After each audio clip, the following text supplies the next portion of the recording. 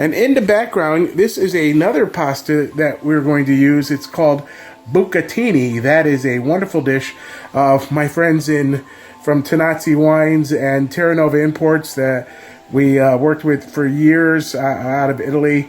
Carmine came here and he says, "Oh, I don't eat bucatini anymore. It's a peasant dish." Bucatini, especially in brodo and broth, is a wonderful Sicilian dish. All right, when I'm talking about bucatini and brodo and broth, I'm talking about bucatini with a stracciatella. Bucatini and brodo stracciatella. Well, let's look at these San Marzano tomatoes. These are certified by ISO, and it is a third-party certification that is not affiliated with any government organization or any consortium, but you can see that these are the actual elongated San Marzano tomatoes with the pointed tip, and they're peeled. They're Pomodoro Pelati, meaning peeled. And when you slice into these tomatoes, what you're going to see is they have less seeds. You can see that these San Marzano tomatoes have less seeds. That's what makes this tomatoes well sought after world round. As we're making our Puttanesca sauce, we have the Pomodoro Pelati, no skins, the whole tomatoes. If you buy them in a can, these are certified, and we're going to crush them by hand, and we're going to put them into our Puttanesca sauce. Right now, what I want to do is rinse off my hand and add some of these. They are not the Gaeta olives that are south of Rome, but they are the substitute that most Italians use in America, which are the Kalamata olive. Now, what you can do if you're not sure about the San Marzano tomatoes is you can look right on the lid of the can, and they have the lot number. You can go on to the website, Find My Field on Cento's website, and you will find where the San Marzano tomatoes were grown. And you'll find out they're grown right in the shadow of Mount Vesuvius with that rich volcanic ash content to the soil. Perfect for growing these tomatoes. All right, let's get this Puttanesca sauce going here. We've got our garlic toasted. We've got our onions. To that, you're going to add your capers. Okay, you're going to add some Kalamata olives, and you can crush them. And then I like to add some green olives, some Sicilian green olives, and then this is a Puttanesca sauce. All right, so you can take your spoon and you can crush that. The other thing you're going to need for this, so these are the basic ingredients: capers, onions, olives, garlic, and last but not least, some nice anchovy. And you're going to break that up and get that really small so that it melts away into the dish of Puttanesca, the sauce. You can see we use the actual leftover from our last jar of anchovies. We use that olive oil in this dish, so there's no salt needed in this Puttanesca. We're going to get this broken up, and we're going to add our hand-crushed San Marzano tomatoes. I like to cook cucina rustica italiana, rustic Italian-style cooking. And this is why I like to crush for both our pizza sauce and all of our red sauces the San Marzano tomatoes by hand, and get them a little bit coarse so you have some texture. Texture is everything when you're cooking. Okay, you can see that I'm using the front edge of the spoon to really mince up those anchovies in the pan. For people that don't like anchovies, like my Lombardi fiance, and that's okay. Not all Italians like that I'm using the back of the spoon to mash the capers, but I like to leave a little texture in this Puttanesca by having all of the ingredients. The garlic cloves I leave whole. If anything, most people take the garlic cloves out of their puttanesca when it's done. This sauce should take no longer than 10 to 15 minutes to cook. You can go longer if you like to, you get more flavor.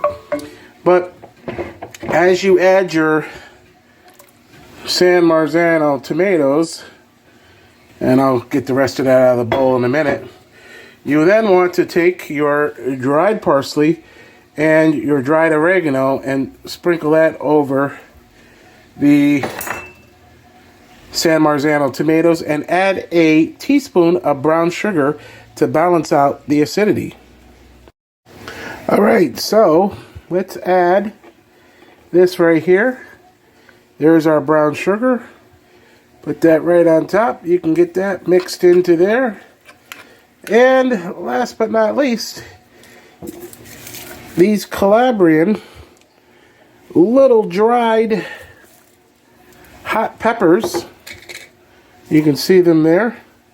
The peperoncino. You're going to crush a little bit of that by hand and add just maybe, these are very hot, so I would say just roll them off your fingers and then wash your hands later so that hot oil doesn't get to you. It is looking wonderful. You can see the texture that is now in this sauce as you let it all blend together.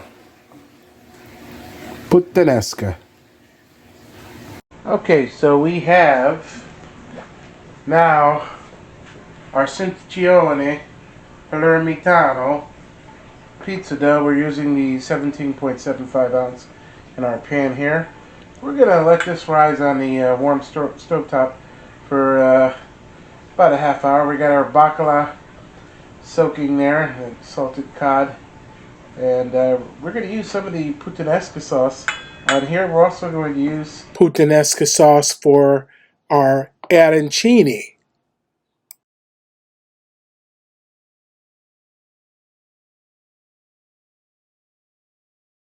Alright, so now our ingredients, our filling for our arancini is cooled down and we have it all mixed. This is our ragu with the sausage. And I mixed the shredded mozzarella right in there with some Pecorino Romano. So we got our ragu there for the sausage here. I left a little bit of prosciutto di Parma on top to show you that this has an Alfredo. And it's got the peas and the base mixture of what we put. We're going to mix that prosciutto di Parma into that one. And that's going to be our Alfredo one. Here is our eggplant. And I put the eggplant there so that if you're filling and you've got a bunch of people working in the kitchen, they'll remember, oh, this one is the eggplant filling for the arancini. And here we have the ricotta salata. You can see how nice and light that is. That's in there, and that's the eggplant with our pea and tomato and Trinity Mirepoix base. So we're going to put some regular whole milk mozzarella. Here's our filling for our long hot peppers. We have them split. I removed most of the seeds from them. And here we're going to add something to the sausage filling. We're going to add sausage and prosciutto di Parma with the ricotta cheese, and the mozzarella, and then some Pecorino Romano and breadcrumbs to bind all that. And we're going to fill them and finish. We're going to put them in the oven at 350 degrees for about 35 to 40 minutes. Okay, so let's make some more arancini here. Get our hands wet. We see we have our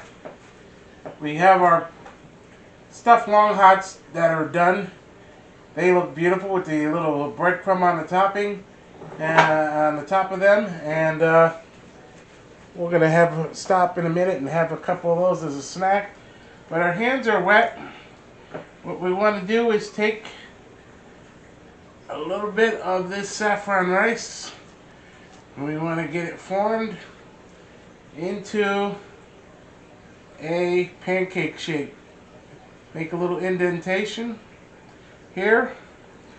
We're going to take a little bit of the ragu again. We're going to make another ragu one. Take the back of your spoon. You can pile that right up in there as such. Okay. Wet your fingers. Make a little hat. You can use the other part of your palm. Okay. Then come right up with your hat and squeeze, squeeze, squeeze. Press and squeeze. And if you notice how I'm cupping my heart shape here in my hand, I'm already forming the cone shape upside down. So you can continue to squeeze that, press it in, as such. Now when these sit up for 24 hours in the refrigerator,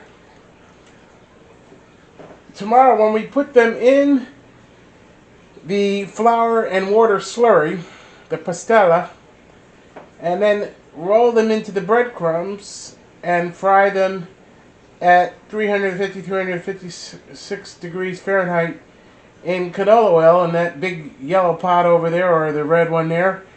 We're going to use a spider strainer until 5 to 7 minutes is all I really need. Somewhere you're going to want to check them, because once they start to really brown, everything's already cooked.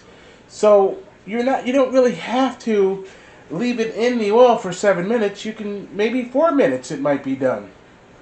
But that's the simple way to shape the Sicilian style of arancini. And the history behind it is that arancini, it originated in the 10th century in Sicily, when Sicily was under Arab rule. Here we have eggplant with ricotta salata and the same base that we made, but that's the eggplant with the ricotta salata. That here we have our sausage and whole milk mozzarella with Pecorino Romano. And what we can do is, with this one here, we already had prosciutto di Parma in there when I showed you earlier, and then I left some so you could see it on the top. I shredded up the rest of the prosciutto di Parma, and we mixed that all in there. That is actually, that's done with an Alfredo sauce and our tomato base with our Trinity Mirepoix. And we're going to use some of this baby mozzarella and put those inside of those arancini. And we still got sausage left to make kale and cannellini with sausage. And we've got our beautiful, over here we have our ratatouille ready to go. We have that, all the vegetables chopped up. I used the rest of the eggplant. And we're going to do them with San Marzano tomatoes that we're going to chop and put that all in there, olive oil, herbs, and get that in the oven and make ratatouille. So there you have how to shape the cone shape Sicilian style arancini. And I'm going to finish up the rest of those, and we're going to get them in the refrigerator for a good at least 16 to 24 hours so that they firm up perfectly. And then they'll be ready to roll in the pastella, the flour and water slurry, and dredge in breadcrumbs and fry. I gotta tell you, these stuffed long hot peppers are out of this world. Out of this world, with the prosciutto di Parma and the Italian sausage with ricotta cheese and whole milk mozzarella and Pecorino Romano and breadcrumbs. Oh my gosh, look at this thing.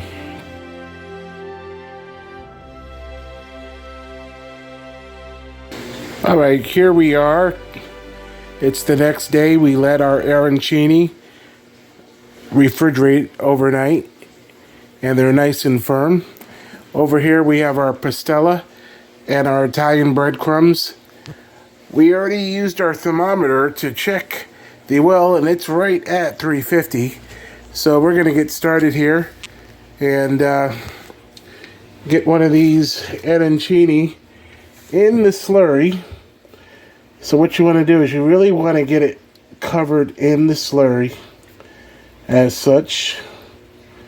And then once you get the slurry all around that, you're going to then roll it in some breadcrumbs and get it covered in the breadcrumbs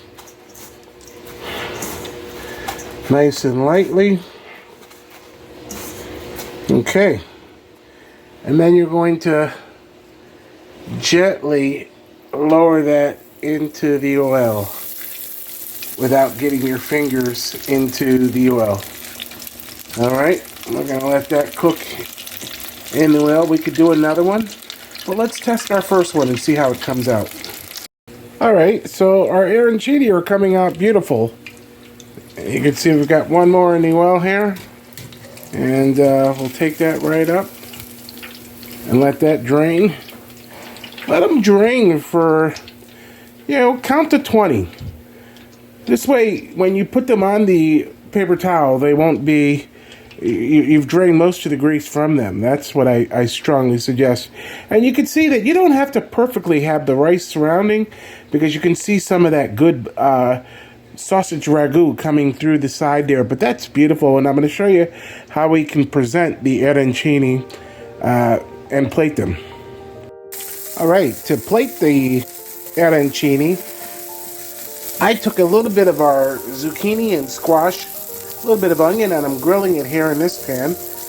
That's about done. I'm going to turn the burner off. We've got our leftover Puttanesca sauce here. So what you want to do is just take the arancini, place that right in the center, put a nice little presentation on that, and just take your grilled vegetables and arrange them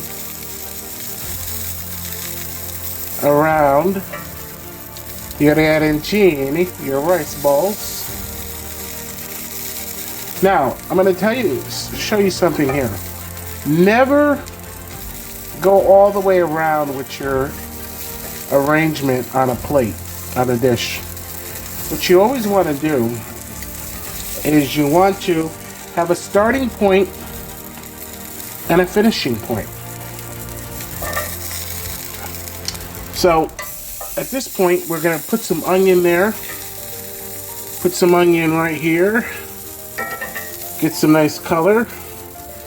Now here's your starting point. So your starting point of your plate and your plating, we can add one there, and we can add one more grilled piece right there, and there you have it. You have your perfect dish. Make sure your hand is clean, of arancini.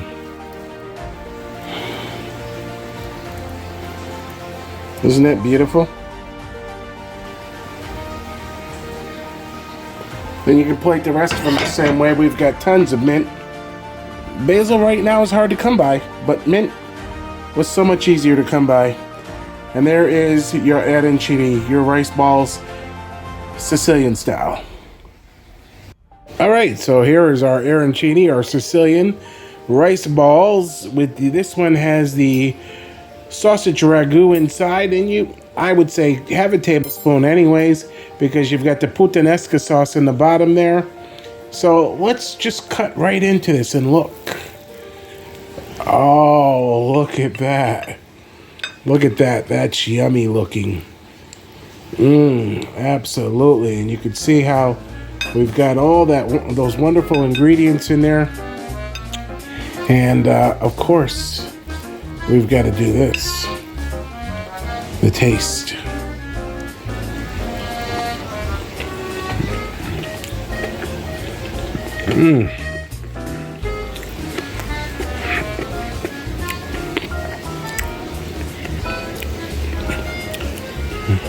Delicioso.